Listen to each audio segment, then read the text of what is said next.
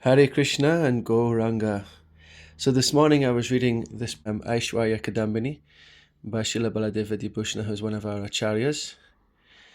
And essentially it's just the pastimes of the Lord with the gopis and Vrindavan and so on. And there's a nice section where it's describing the birth of the Lord.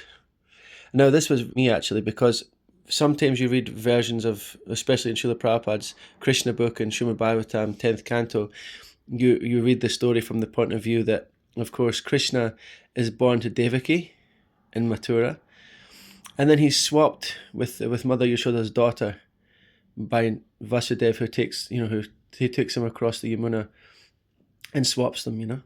But there is other versions given by the acharyas that, of course, Krishna is born to Yashoda and then mysteriously transported, you could say, and then he also appears in the womb of Devaki as well. So here I finally found the shloka that kind of ties both of them off. So essentially it says, on the 8th day of Bhadra month during the Rohini constellation, Yashoda, the queen of Raj, gave birth at midnight to a daughter named Durga and a son named Srihari, so both at the same time. Devaki also gave birth to a boy named Srihari. And then it says basically that when Vasudeva is placing his son Krishna next to Yashoda, the two Krishnas merge. Now, why am I mentioning this? This is very esoteric pastime. But actually where I'm going with this today is I'm thinking that this was so thrilling to me, so exciting, that I was running to my wife to tell her, look at this, look at this, look at this. And this, now I'm going to very carefully, I just dropped the book there. I'm just going to very carefully state that we should try to understand what I'm going to say next according to your own type of mood and conditioning and desires and so on and so forth. It's not that everybody should just become a Sanskrit scholar, or everybody should become an acclaimed speaker and be thrilled by technical details of tattva. Some people like pastime, some people like philosophy, some people just like dairy worship, some people love Sankirtan, some people are just into Kirtan. But on a whole, I think it would be a fair general statement to say that as devotees, we should take little bits of everything to become a complete devotee. So you see, especially when you see in the material world, that people are thrilled by so many different things, and other people are just like, what? Like somebody could, they could, have like a toy, like a metal toy car, and they could sit there and take all the pieces apart and put it all together again. And they could be like so absorbed, and like they could be like, oh my God, did you see the wheels? And did you see the, and somebody else would be like, what? What's that? That's nonsense, And then someone else could be looking at a computer and they could be fiddling around with it and doing all these things and putting software on it, and they'd be like, oh wow, this is amazing. I just put the latest 2.0, and everybody's like, what?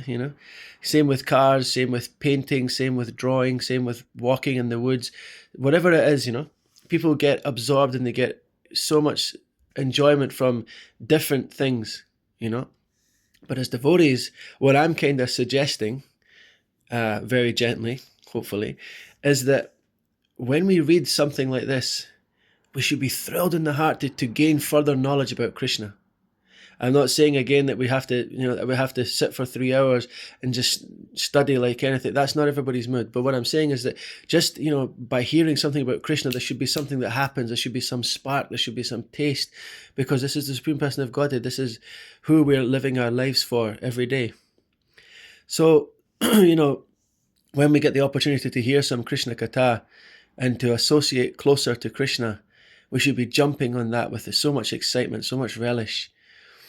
And because this is a sign that we're advancing, that when something here comes about Krishna, we're instantly like, wow, wow, this is amazing, So yeah, just throw that out there, because we become attracted to so many things in the material world, so deeply attracted that it becomes our hobbies that we give hours to every day. But let's give some time to reading the books of Srila Prabhupada primarily, and then the books obviously of our acharyas and our Guru Parampara here in ISKCON, and then become thrilled, when we hear something about Krishna. Srila Prabhupada ki jai, Nitai Gaura Premanande Haribo.